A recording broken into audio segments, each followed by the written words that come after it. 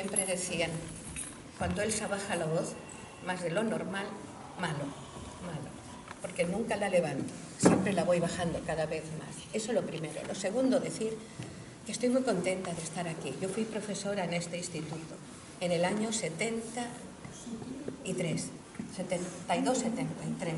En el 74 me volví a Madrid. Yo tenía en Madrid la cátedra de filosofía, pero hubo un tiempo que estuve en La Palma. En esos años, del 72 al 74, yo me dediqué a viajar por todas las islas, sobre todo La Palma, investigando. Yo había hecho filosofía, era catedrática de filosofía, pero me interesaba la antropología, el estudio de los seres humanos. Y había trabajado en el Museo de Antropología de Madrid. Y en el Consejo de Investigación Científica conocí a un señor muy importante, se llamaba Julio Caro Baroja, que trabajaba sobre brujas en el País Vasco. Conocí luego a otro señor que trabajaba sobre las brujas de Galicia. Y como cerca de Garafía, o en Garafía, hay un pueblecito que se llamaba Gallegos, que yo había conocido en una de mis excursiones, dije, uy, pues tiene que ver Gallegos con Galicia, y lo investigué. Y me encontré, aunque muchos de los habitantes que habían venido durante la conquista a La Palma habían sido, bueno, catalanes, gallegos, portugueses, y un grupo de gallegos se había instalado en el norte de La Palma, y un grupo de portugueses. Entonces empecé a buscar en los archivos de la iglesia de Santo Domingo de Garafía y en los ayuntamientos, y me encontré con que había muchas actas escritas en portugués. Pero lo más importante para mí, porque yo no era historiadora, a mí me interesaban las cosas curiosas, ¿no?, como las brujas y eso. Entonces, lo más interesante que encontré fueron unas cosas escritas de algunos de los párrocos que había habido en Garafía, donde contaban que habían tenido experiencias con mujeres que tenían poderes, o que ellas creían que tenían poderes. Dije, uy, pues ahora empiezo yo a investigar esto. Y me hice un mapa de La Palma y comencé a investigar por los distintos sitios de la isla.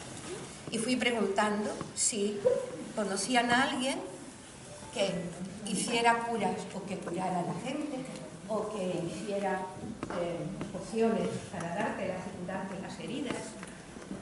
Y así empecé a escribir y a investigar sobre las creencias y las supersticiones.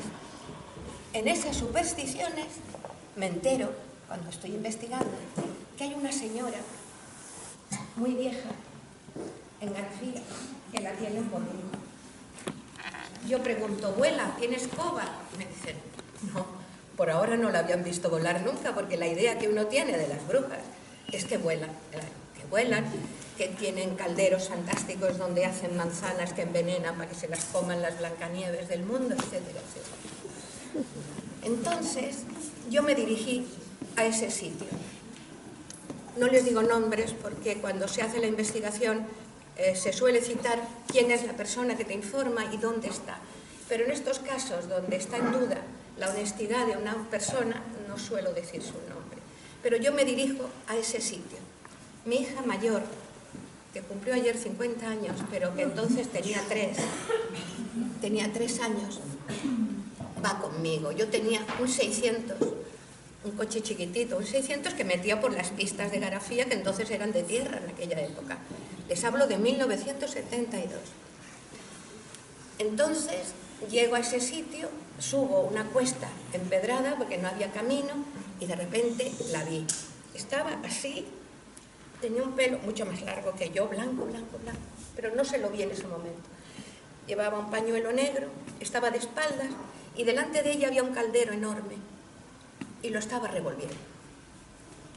Y salía humo del caldero. Y de repente yo recordé mis 5 años, cuando yo vine de África. Yo nací en África y mi abuela vivía aquí en La Palma, en un sitio que se llama El Planto.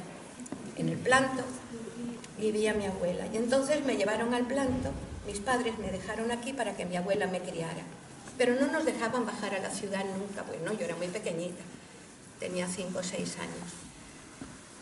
Era el año 49 y yo tenía un primo que me llevaba un año. Entonces, un día estrenaron Blancanieves en el cine, en el parque, donde está la Alameda. Allí había un cine. Entonces estrenaron y mi abuela dejó que mi primo me llevara al cine. Entonces fui al cine y nunca olvidaré aquella escena cuando, ¿recuerdan esa película de la infancia? Cuando la bruja está envenenándola y hace ja, ja, ja, se ríe así. Bueno, pues cuando yo vi a aquella mujer en aquel sitio, toda de negro, con aquel caldero, me vino el recuerdo de la infancia y me quedé paralizada. Digo, ¿y ahora qué hago? Y yo con mi hija pequeña de 3 años. Entonces, digo, bueno, pues venga, ánimo para arriba. Si es bruja, ¿qué le voy a hacer? Subí la cuesta y dije, hola. No se volvió, ella siguió. Sí.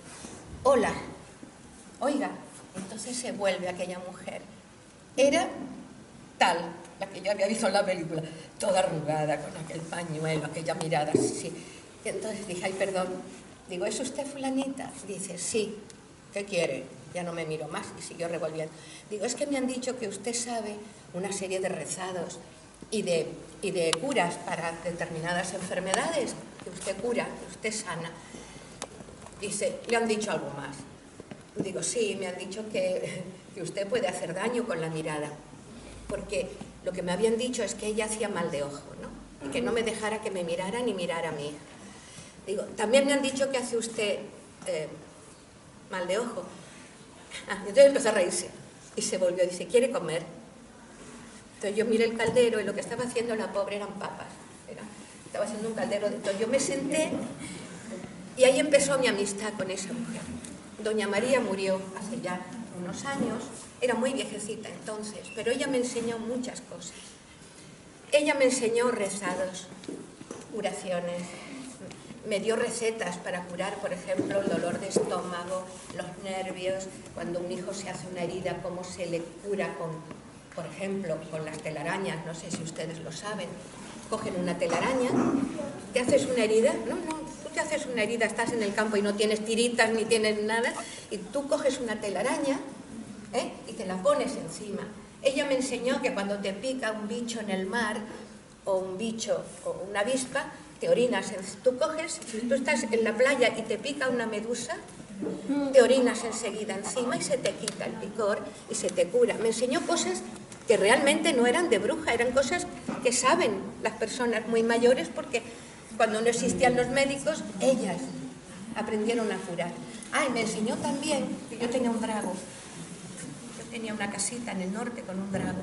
Y me enseñó que el drago, si yo le hago una raja, lo que suelta, eso también cura las heridas. Bueno, me enseñó muchas cosas, pero también me enseñó lo mala que era la gente. Porque un día ya después de meses de ir a verla, yo salía de Santa Cruz de la Palma con mi coche y mi hija, me iba los domingos a hablar con ella y con otras que ella me fue presentando.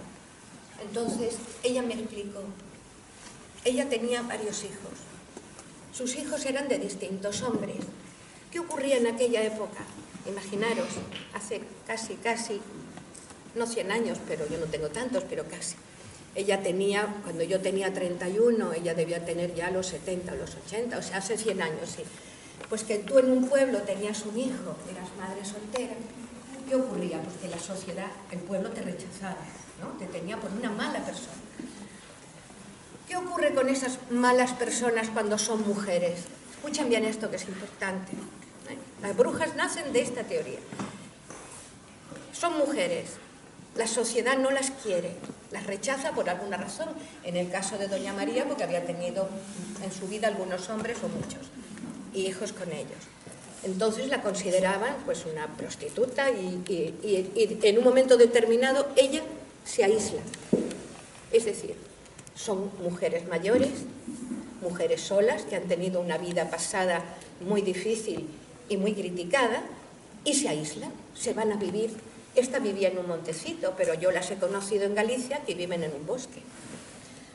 Estuve con una en el País Vasco que vivía lejísimos de toda civilización y allí iban a pedirle las recetas y los consejos y a que les dieran un novio, esas cosas que dicen que dan las brujas. Pero casi siempre cumplían todos estos requisitos. Eran mujeres, vivían solas, habían sido rechazadas por toda la gente de alrededor, incluso por su propia familia, y entonces tenían que buscarse la vida como fuera. ¿Y cómo se la buscaban? pues comiendo lo que pillaban por el bosque, se rodeaban de animales cariñosos como los gatos. Por eso siempre las pintan con gatos. Algunos pájaros de esos que se meten en tu casa y se acaban adaptando a tu vida porque les das de comer todos los días a la misma hora, pues tenían pájaros. Las pintan con pájaros negros, con cuervos así, con búhos. ¿Por qué búhos? Porque son animales de la noche. Y estas mujeres, según cuentan, se reúnen por la noche. No se las ve por el día, ellas se reúnen por la noche. Cuando yo le pregunto a doña María, que siempre es mi referente fundamental, ¿pero por qué te rechaza la gente? Dice, pues, mire, doña Elsa, se lo voy a explicar. Me trataba de usted, en fin. Porque ellos ya piensan que todo lo que yo hago está mal.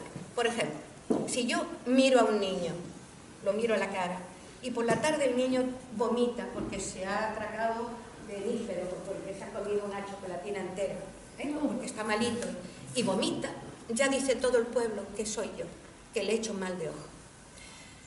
Entonces yo me eché a reír. Dice, no, no se ría. No se ría, porque es verdad. Es verdad que lo creen. Y yo he llegado a creer que es verdad. Ella lo creía. Entonces me dijo un día, tenía una amiga más abajo, se llamaba Gavina, que era guapísima, tenía los ojos verdes, unos 80 años también, pero era muy guapa. Y también la tenían por una que hacía daño. Entonces me dijo, un día Gavina subía del topo último del pueblo a casa de doña María y tomaban café. Y un día me dijo, venga usted, doña Elsa, vamos a tomar café con Gavina, para que usted la conozca también. Y así conocí a la segunda bruja de mi vida. Entonces Gavina subió y se sentaban en la puerta de su... Yo vivía en un... Ya me había comprado la casita, pues entonces vivía mucho más arriba que ella. Yo bajé, ellas se sentaron en la puerta de su casa y me dijeron, espere y mire. Entonces yo me senté, me tomé mi café con ellas, y en eso bajaba un cabrero muy conocido, que yo también trabajé luego sobre su mundo, las cabras, el queso, cómo se hace y todo eso. Y entonces José pasó por delante de nosotras. Ellas se echaron a reír. José dijo con la cabeza baja, adiós, y ellas empezaron, ja, ja, ja. A mí me dio la risa también y empecé a reír. Pues José no había caminado 3 pasos cuando cayó rodando con el feje de monte que traía para las cabras. Cayó rodando y me dijeron ellos, ¿ve usted? ¿Ve usted? Le hemos hecho daño. Digo, pero sí, que se ha resbalado la casualidad. Y claro, yo no creía en nada de eso en ese momento.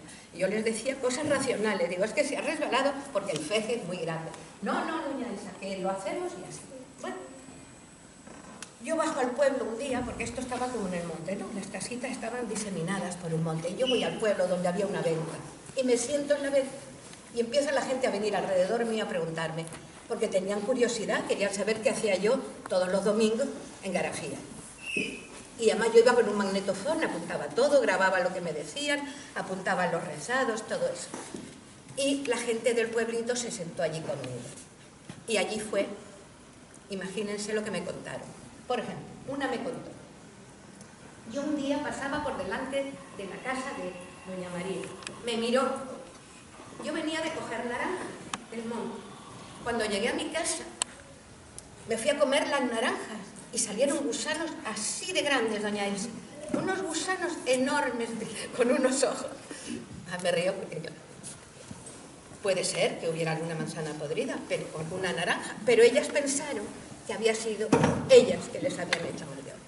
Me empezaron a contar cosas y cosas. Yo anotaba todos esos daños que hacían. Pero ahí me enteré que había otra mujer que era muy, muy conocida, ya más arriba. No en donde yo me movía, sino, bueno, más arriba, en los sauces concretamente.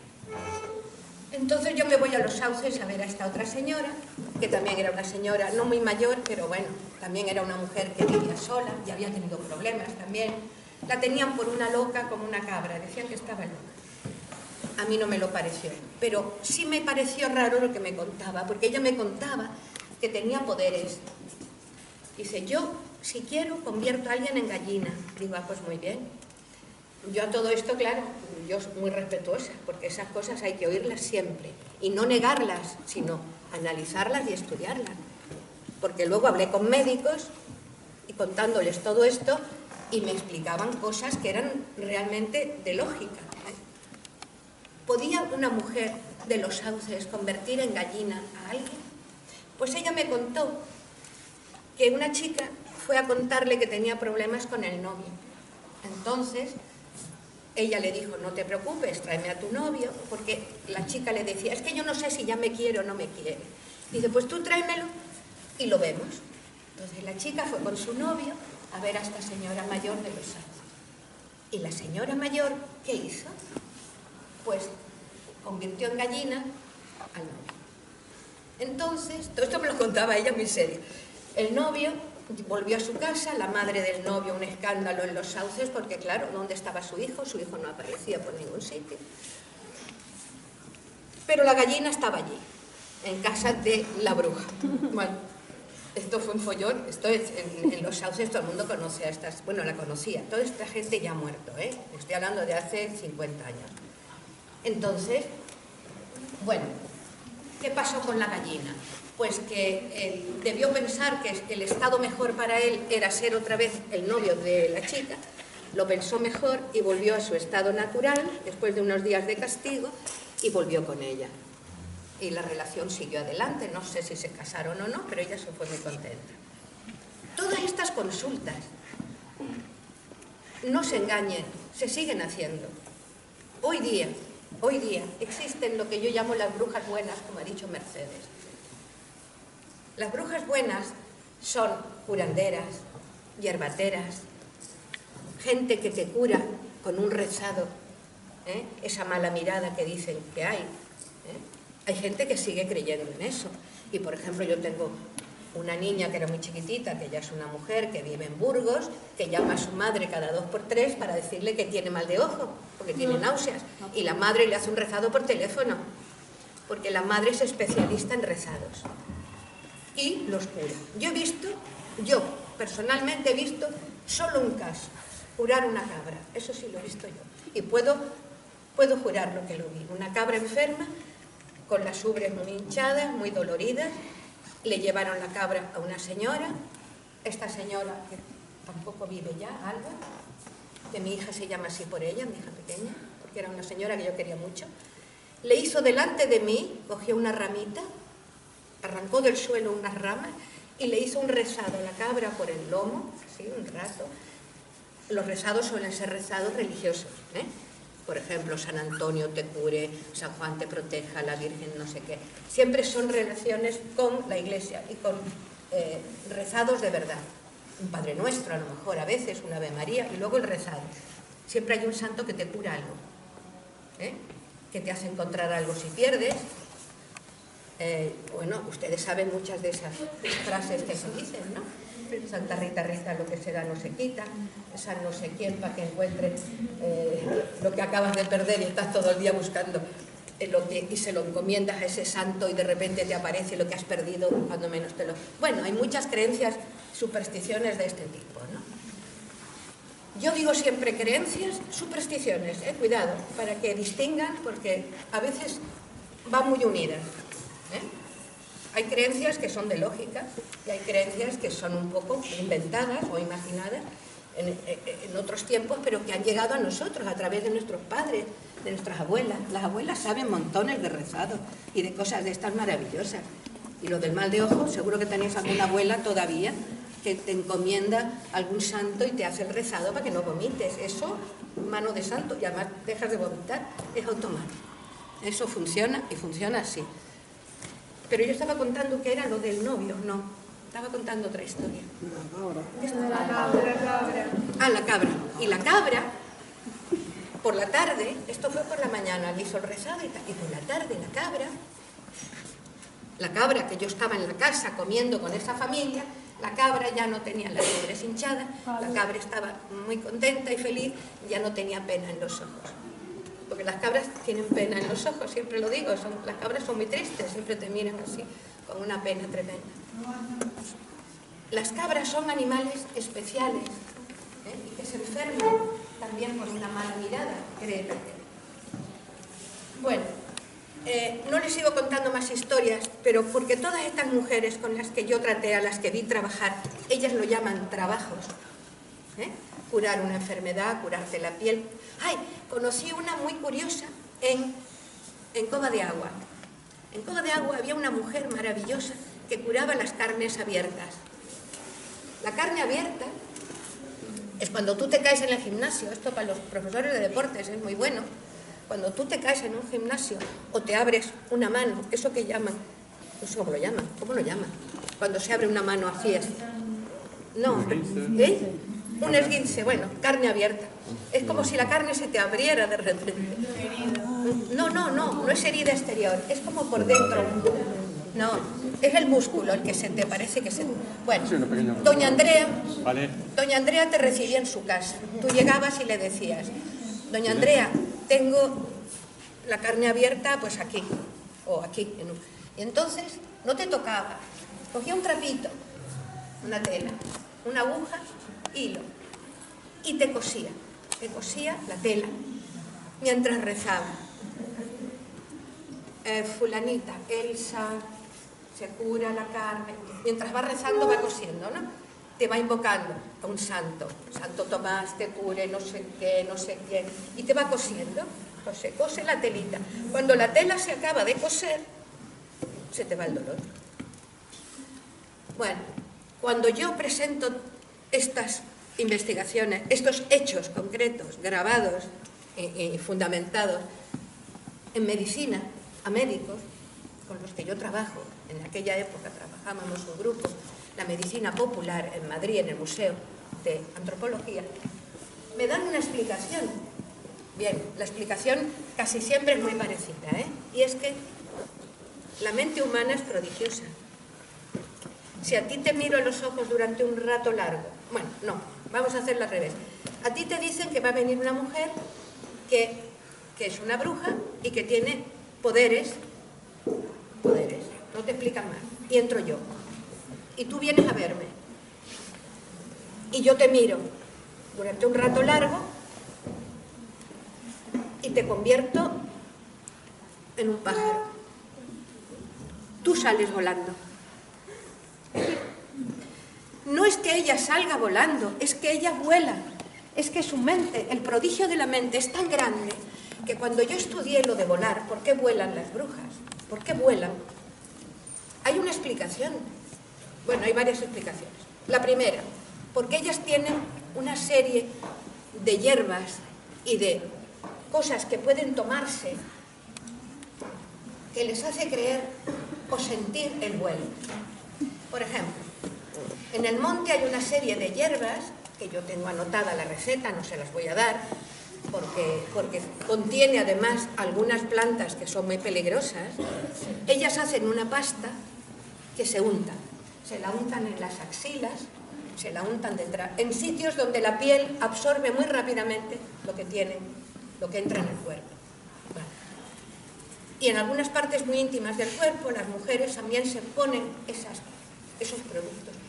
Y entonces lo que sienten, lo que inician es el vuelo.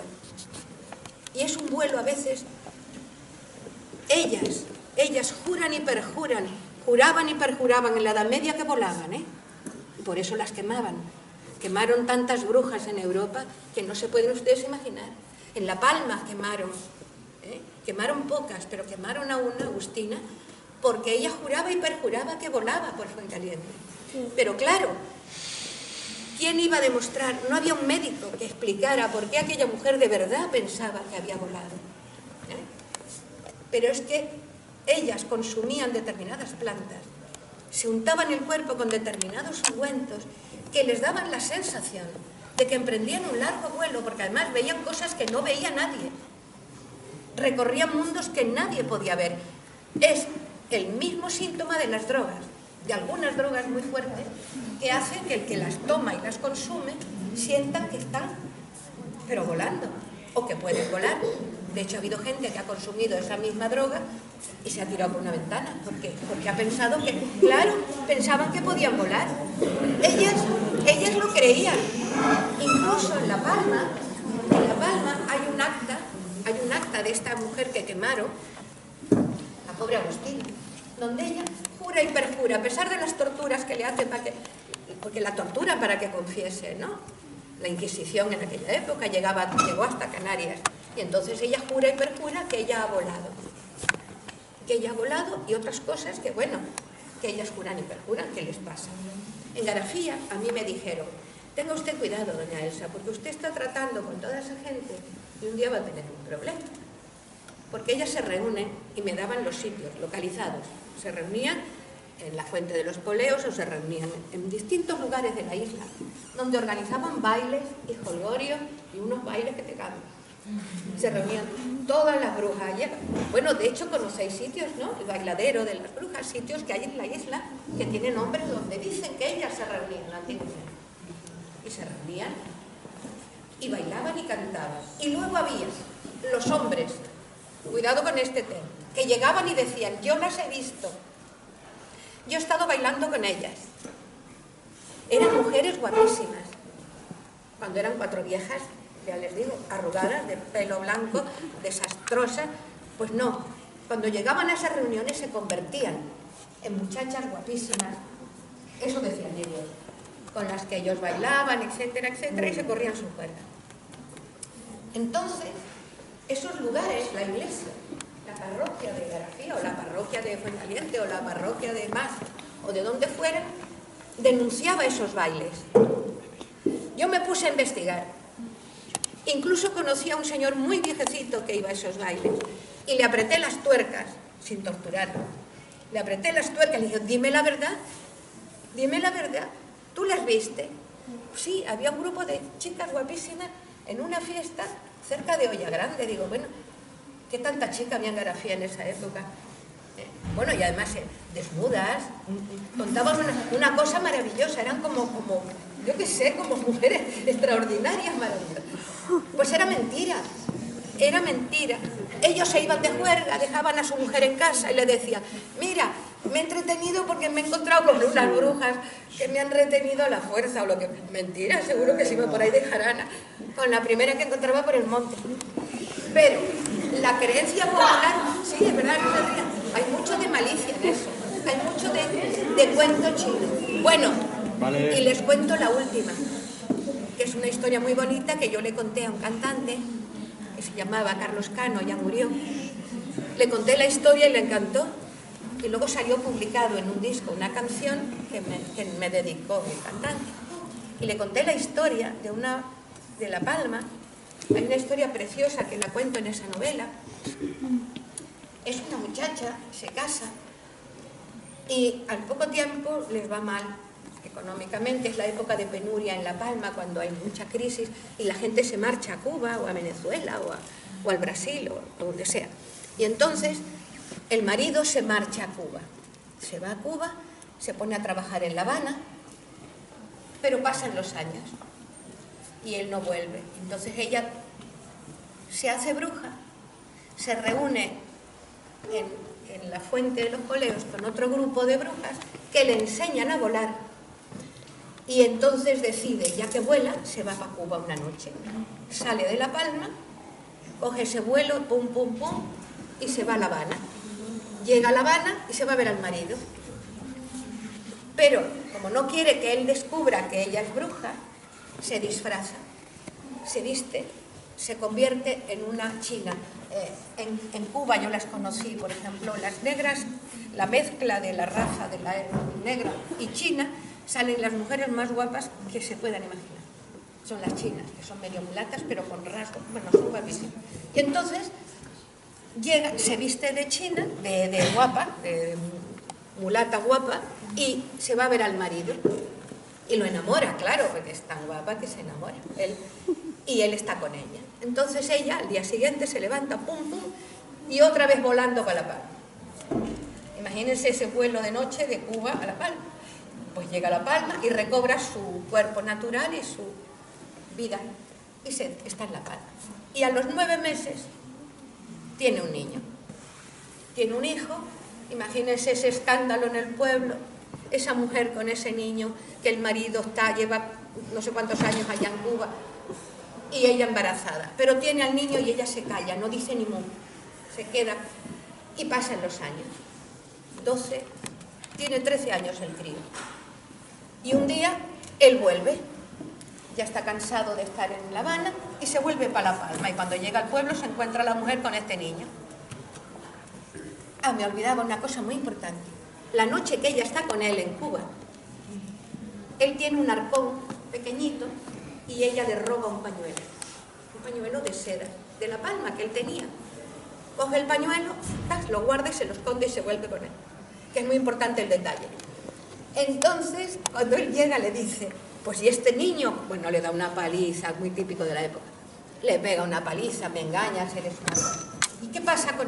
Y ella le dice, un momento, no me toques. No me toques porque el niño es tuyo.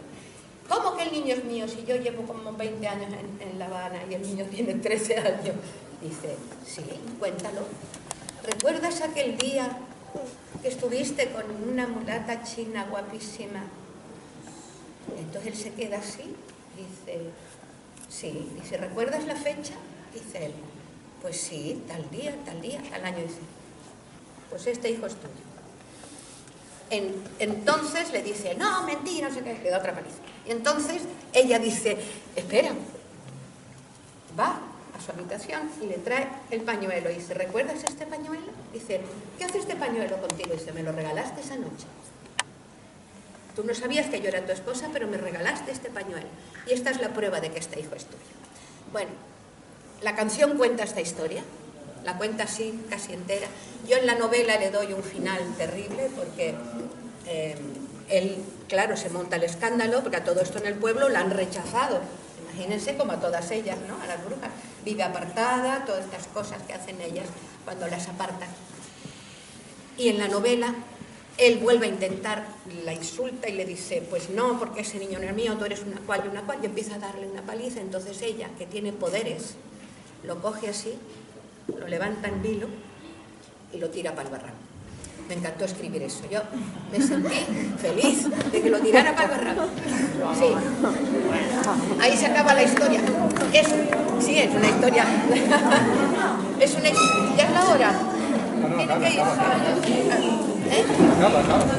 El viento provoca unas reacciones mentales determinadas. Entonces, esta isla, La Palma, es muy ventosa, tiene mucho viento, bueno, ya lo saben. Y yo me di cuenta de que cuando había mucho viento, la gente se pone muy nerviosa, se va alterando. Y, por ejemplo, hay países como Alemania, que cuando sopla el Foe, que es un viento de estos terribles, cuando sopla el Foe, avisan a la policía, porque aumenta el número de crímenes y de accidentes de automóvil. Es curioso. Y cuando sopla la tramontana también, por ejemplo, en el norte de España, la gente se va alterando, el sistema nervioso se altera. Cuando yo fui al manicomio de Tenerife, porque fui a estudiar estos casos, me dijeron que había bastante gente de La Palma, y que algunos, sí, claro, por el viento ha provocado unas reacciones mentales o físicas de nervios. Ponte al viento, ponte tú en el viento una hora quieta, dejando que el viento te dé, como ocurre en Garafía, son horas y horas y horas. Y pasan días y sigue el viento sonando. Yo he vivido esa experiencia. Y es lógico que la gente acabe pensando y poniéndose, acaban gritando, se ponen nerviosos, vamos, no matan, pero casi, ¿no? Te dan ganas de...